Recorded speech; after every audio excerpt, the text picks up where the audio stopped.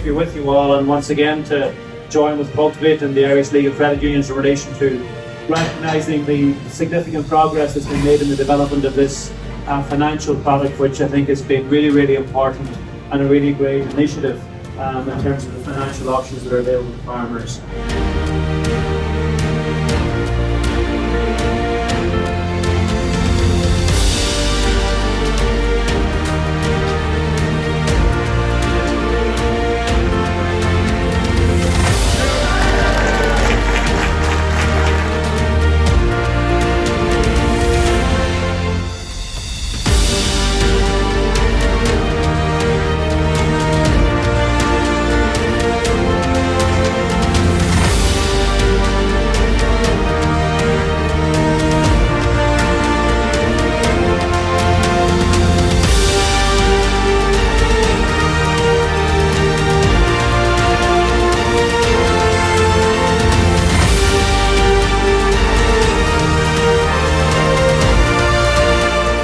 It's wonderful to be here making this announcement today, which will involve €50 million capital investment over the next short number of years.